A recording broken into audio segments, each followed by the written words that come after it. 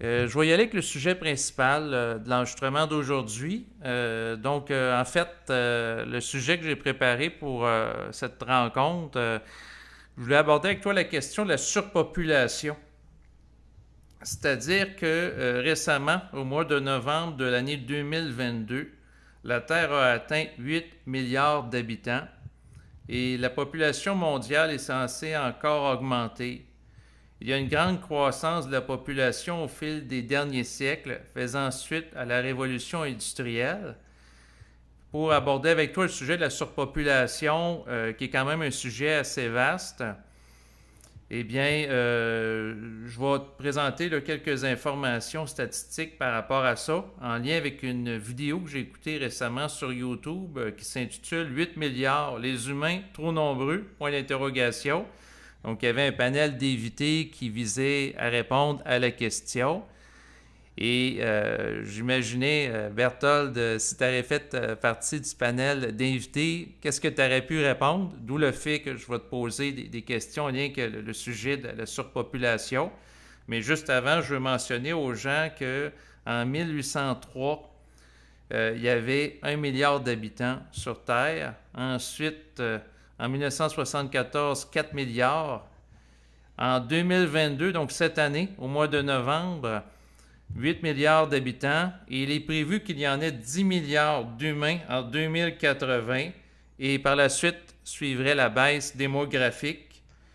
Donc, on serait dans une période qu'on se dirigerait vers une transition démographique, en fait, entamée dans les pays occidentaux, qui est censée se généraliser aussi pour les autres pays, avec le passage à une espérance de vie qui augmente, avec amélioration d'hygiène, alimentation, santé et diminution de la fécondité. Donc, les gens se mettraient de plus en plus à vivre plus longtemps et auraient moins d'enfants. Et il y aurait une augmentation naturellement du nombre de personnes âgées. Donc, par rapport à ce scénario qui est dressé par rapport à des spécialistes de l'ONU, l'Organisation des Nations Unies, dont il a été question dans la vidéo, donc je vous partagerai le lien web là, en bas de l'enregistrement d'aujourd'hui.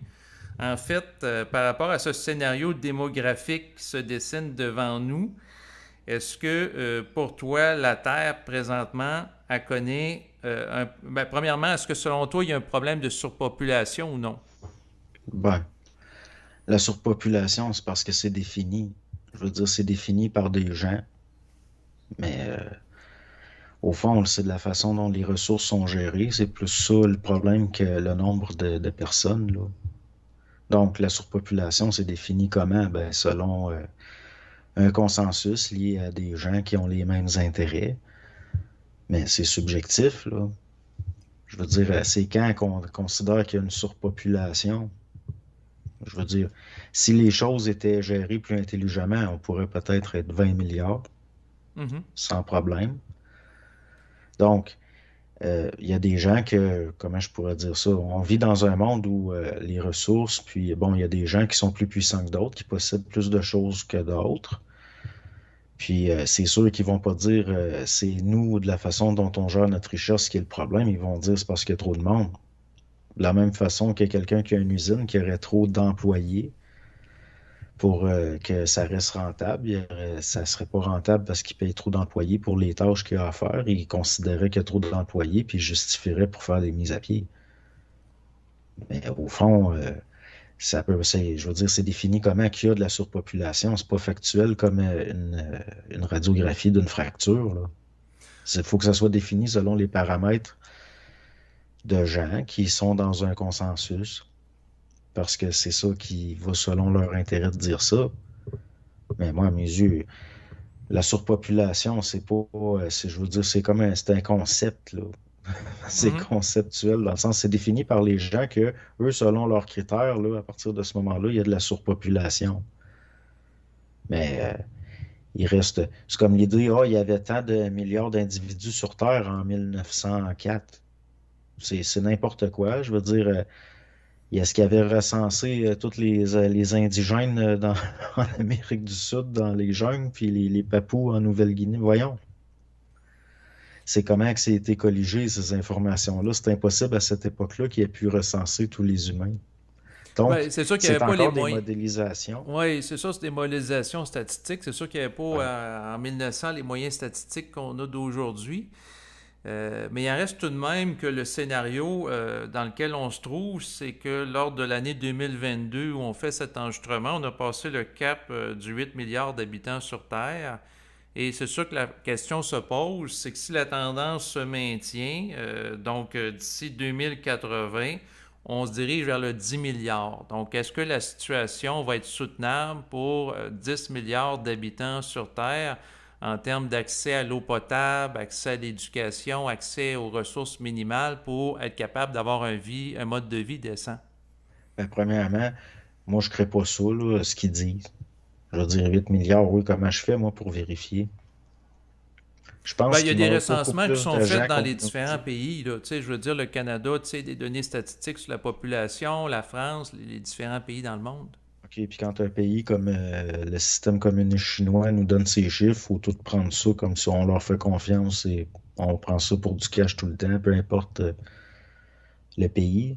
Non, Je non, veux je dire, comprends moi, qu'il je peut y trouve avoir pas des ça pays qui font de fiable. la désinformation, des Il fins de meurt bien plus propagande. de monde qu'on nous le dit. Moi, je pense qu'il meurt plus de monde en ce moment qu'il y en a qui viennent au monde, là. Puis depuis un bout de temps. Bon, je pense, j'y crois pas à ce qu'on nous raconte. Fait que donc, puis je peux pas vérifier. C'est pas moi qui vais aller faire le recensement, là. Non, non, sans pour autant. C'est sûr que ça serait long, là, faire le recensement de l'ensemble de la population de l'humanité. Mais c'était de regarder avec toi, parce que là, bon, la vidéo présente des experts, des gens qui ont des compétences en matière de démographie, mais à regarder au niveau, avec toi, au niveau occulte ou intuitif, par rapport à cette question à savoir sur la surpopulation, qu'est-ce que ça te dit intérieurement? Ben, comme ce que je te dis, c'est intuitivement. Mhm. Bon, la surpopulation, c'est quelque chose qu'on agite pour justifier. Comme là, on va avoir une crise économique, il y a des pénuries créées artificiellement. Puis c'est la population encore qui va avoir, qui va être le bouc émissaire. Donc, c'est tout le temps comme ça. Donc, intuitivement, moi, je te dis, je crois rien de ce qu'on nous sort. Mhm. Tout ce qui sort de l'ONU, voyons, on le sait que, je veux dire, même au début, la Société des Nations, puis bon, ça a tout le temps été la même, bon. Mais il reste que moi, je me fie pas à ça, je peux pas me fier à ça, fait que j'y pense pas. Puis même occultement, quelque part, bon, ça fait partie de les programmations là, planétaires collectives. Ça m'interpelle pas tant que ça. Mais je crois pas à la surpopulation. C'est un problème de gestion. C'est sûr que si t'as 15 enfants puis que t'as pas les moyens de les nourrir, tu vas dire ben j'ai de la surpopulation. Mhm. C'est tout. C'est vraiment une façon de justifier ce qui s'en vient. Ben, à travers la vidéo, ce qui était question à travers les intervenants, c'était la question de la consommation individuelle, dans le sens que si les gens consomment tous autant que les Américains, que ce soit en termes d'utilisation de moyens de transport, ensuite manger de la viande qui demande beaucoup de ressources. Donc, si on a tous la même empreinte carbone, puis que les gens aux États-Unis, là, ça devient problématique. Là. Ils disaient, c'est Non, sûr qu'eux autres, ils faisaient des liens avec l'agenda écologique parce que les aussi. autres, ils disent ça. Mais c'est une affaire de gestion des ressources, pas de surpopulation. Mais les autres, ils vont tout le temps mêler ça ensemble. Parce que c'est des physiocrates, c'est des ressources humaines, ça fait partie des ressources. Les autres, c'est comme un élevage. Là, ils chialent, disent, on a trop de cochons pour le blé qu'on a. Pour que nous autres, on continue à tenir, nous autres, en tant que multimilliardaires, puis bon, de notre mode de vie. Mais ça va tout le temps être la faute des cochons.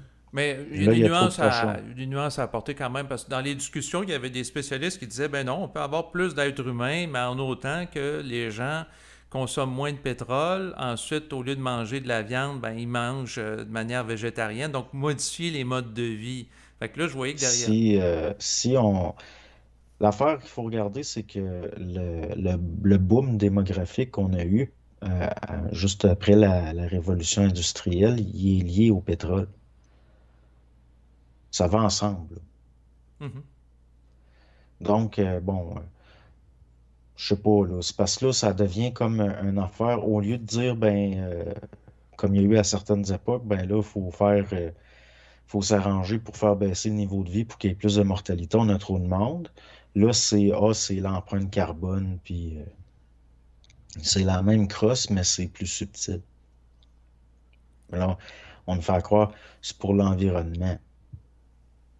Mais Ben, là, c'est c'est que parce que la... ça n'a pas rapport. C'est quoi l'empreinte carbone, dans le fond? Je veux dire, les Américains, ils se promènent pas. C'est qui se promène en jet privé, puis c'est pas le citoyen moyen qui a une empreinte Non, carbone. non, c'est sûr que c'est le membre de l'élite qui vont utiliser des avions et ainsi de suite, mais le citoyen moyen, le simple fait qu'il utilise l'automobile régulièrement à essence, là, c'est vu comme étant un geste qui rendrait la situation invivable si toutes les mêmes habitudes de consommation seraient généralisées à l'ensemble de Les l'humanité. gens, ils ont même plus les moyens là, d'avoir un char. C'est en train de se régler, là.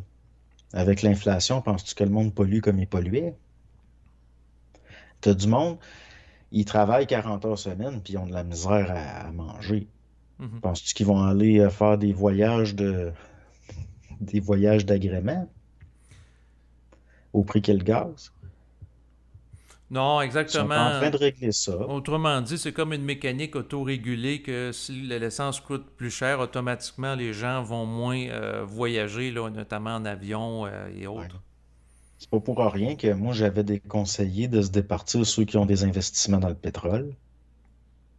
Le monde commençait à se débarrasser de ça comme ça allait monter. Ah, c'est des crosses, là. La population est menée par le bout du nez, la majorité. Ils embarquent tout le temps dans les pièges. C'est de même que le monde, ils se font. Là, on culpabilise le monde, leur mode de vie, de la classe moyenne. Elle n'existe même plus, la classe moyenne. Tu sais, à un moment donné, prends un programme comme les Simpsons. Bon, ben, à un Ouais. moment donné, il va falloir qu'ils annulent ça, ce programme-là. Parce que le concept, c'est une famille de la classe moyenne, c'est-à-dire un homme qui fait vivre trois enfants puis une femme, puis ils ont leur maison, puis ça n'existe plus, là. Une C'est bande plus ça, la dessinée classe moyenne. qui a été développée dans les années 1990. Fait que là, c'est sûr qu'en effet, en 2022, au moment où il fait cette capsule audio, c'est en train de disparaître, là. Ben, c'est parce que ça marche plus. C'est rendu anachronique.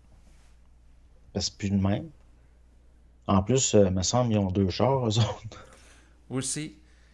Donc, bon, moi, je le vois pas. Il est où le problème? Ils sont en train de forcer le monde à consommer moins de pétrole. Mais c'est parce que ce que je voulais en venir avec toi, c'est que, parce que quand on a passé à 8 milliards, il y a eu bon, des émissions de TV, radio, etc. pour souligner ce phénomène-là particulier. C'est que moi, j'ai l'impression que combiné, parce qu'on avait fait une capsule audio qui portait sur une capsule vidéo aussi, là, ouais, qui portait il y a quelques semaines là, sur la question des changements climatiques. Donc j'ai l'impression qu'on va combiner la question de la surpopulation et des changements climatiques pour justifier éventuellement des politiques de contrôle social, là. Ben, c'est sûr. Mets-toi dans la peau de quelqu'un qui est venu au monde très, très aisé dans des classes sociales au-dessus là, de la moyenne. Pour eux autres, ben, le monde ordinaire, s'il y en a beaucoup, c'est comme de la pollution. Fait que c'est assimilable là, dans leur idée. Mais on voit d'où ça vient, ces idées-là. Et c'est justement la raison pour laquelle je voulais parler avec toi qu'en cette année 2022, il y a eu la destruction des Georgia Guidestones pendant le mois de juillet, qui ont été détruites. Donc, pour le mettre un petit peu en contexte, pour les gens qui nous écoutent, c'est que c'est un monument fait de granit qui a été érigé en 1900 en Georgie, aux États-Unis. Et ça aurait été construit avec un souci de véhiculer un message dans 8 langues différentes, anglaise, espagnol, russe, chinois, arabe, hébreu, hindi et swahili. De Pas nombreux... français. Il n'y a pas le français, non. De nombreux commandements, dont celui maintenez l'humanité en dessous de 500 millions d'individus en perpétuel équilibre avec la nature. Donc, ça a été détruit cette année. Puis cet agenda-là, c'est sûr que ça sous-entendait qu'il y avait un problème de surpopulation. Là, je veux dire, en 1980, on était déjà plus que 500 millions. Ben, en fait, ça soutient qu'il faut gérer la population. Dans le fond, c'est idéologique. Oui, mais en même temps, depuis 1974, si on est à 4 milliards, puis on dit qu'il faut réduire ça à 500 millions, pour 1980, ça représentait quand même une grande partie de la population à réduire. Ben oui. Mais ça joue avec les chiffres, là. Dans le sens que, bon, on va te mettre une année, mais c'est des jeux. C'est des jeux de chiffrage. Comme les Guidestones, il y avait une sorte d'embrase. De la façon que c'était fait, il y a un endroit qu'il y avait un coin pour mettre un cube. Un Mhm. petit cube qui rentrait parfaitement. Je parle les pierres qui soutiennent là, les linteaux. Il y avait une place, puis à un moment donné, un matin, le cube, il était là. Puis, en tout cas, c'est des jeux. Dans le fond, c'est une façon de. Mais il reste que, bon, qu'il y ait des trousseaux, moi, ça change rien parce que justement, pendant qu'on regarde ça, je veux dire, dans le fond, ça, c'est pas important, là. Ben, c'est pas important. C'est-à-dire qu'on voit que derrière ça, il y a quand même un plan et une volonté de réduire la population. Puis là, j'ai écouté cette vidéo-là dont certains spécialistes parlaient de l'importance et de l'urgence de réduire la population mondiale parce que on va avoir un problème de Ben, ils répartition sont des drôles, hein? ressources. Ils sont drôles, ils parlent tous de ça. C'est comment qu'on fait ça, réduire la population. Je veux dire, moi, à mes yeux, ça, c'est faire l'apologie d'assassinat, Ne nous de affolons pas purge. sans aller là. Il peut y avoir Ben, la voyons, promotion de David, la comment est-ce qu'on réduit la contraception. population? On fait ça comment? Ben, j'allais y venir. Un des moyens qui a été employé par la Chine, ça a été de mettre en place la politique de l'enfant unique de 1979 à 2015. Ça n'a pas marché, puis pourquoi ils ont arrêté ça? Ben, en fait, ça a eu un certain fonctionnement parce que, dans le fond, la Chine, là, elle tombe dans un vieillissement et puis en expansion là, de population là, pour les prochaines décennies. Là. Donc, la quantité des gens va diminuer, puis ça va être l'Inde là, qui va prendre le relais là, comme pays plus populeux. Là. Ça dépend ce qui arrive. Mais oui, ça c'est sûr qu'en effet, il peut y avoir d'autres événements, dont certains parlent, c'est sûr, des changements climatiques qui amèneraient des inondations, entre autres. Ben oui, puis l'Inde, ben, ça prend pas grand-chose pour que tu aies un drame humanitaire, là. Parce que tu as une grande majorité de la population qui est déjà dans un état de précarité extrême. Donc, tu as juste à empirer les conditions un petit peu. Puis là, tu as une catastrophe. C'est comme des dominos, ça fait une réaction en chaîne.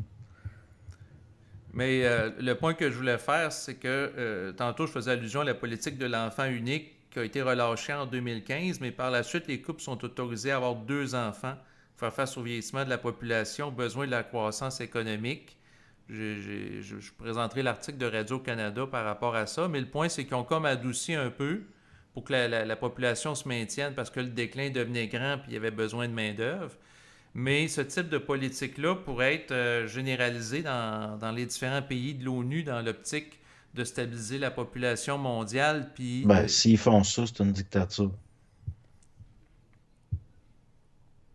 Tu sais, je veux dire, admettons, peu importe, là, je veux dire, la Chine, ça a tout le temps été une dictature.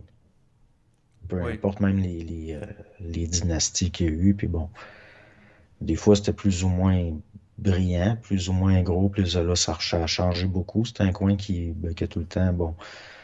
Mais il reste que ça a tout le temps été une dictature, parce que les Chinois, c'est des Chinois.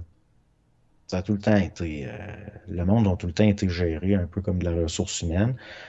La vie humaine a tout le temps été une valeur bien, c'est pas la même mentalité qu'ailleurs. Donc, bon, si jamais l'ONU se met à sortir des affaires de même, comme on a vu en Chine communiste, on n'est plus en démocratie, là. De toute façon, mais c'est de la dictature, ça.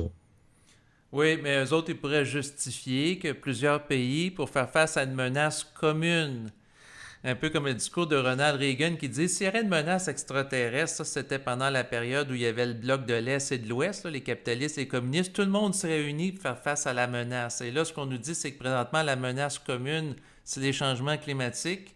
Et certains spécialistes dans la démographie disent que c'est l'augmentation de la population qui pourrait amener une Bon, baisse du ben, milieu de vie de plusieurs ben, personnes ou la pauvreté. qu'est-ce qu'ils ont à chialer? Les changements climatiques vont réguler la population. Tu sais, dans le fond, là, c'est des paradigmes extrêmement limités. Puis c'est idéologique, c'est politique, c'est lié à des intérêts, c'est financé. Regarde, la Greta Thunberg, il y a des financiers qui sont en arrière de ça. Mhm. Donc, à un moment donné, là, moi, le jour où le gouvernement, là, il décide là, le nombre d'enfants que les familles ont, là, ça veut dire qu'on n'est pas en démocratie, puis c'est clair qu'il y a une majorité de monde qui ne veulent pas ça. Donc, on n'est pas en démocratie. En démocratie, c'est la majorité qui décide. Mhm. Mais là, c'est parce que ça fait pas partie de nos valeurs, point final. Je veux dire, ça marchera pas, là. Même en Chine, là, ça commence à aller mal. Je veux dire, ils sont beaucoup de monde, hein. Mhm. Bon, ben, s'ils choquent tout en même temps. Là, c'était. Donc, en fait, on a fait un enregistrement aujourd'hui que là, c'est sûr que ce que je dis aux gens, c'est qu'il y a une partie qui est disponible, qui va être disponible sur YouTube et la totalité de l'enregistrement va être disponible sur Odyssey. Donc, vous allez pouvoir avoir le lien web là, en bas de l'enregistrement à partir sur YouTube pour pouvoir l'écouter en totalité.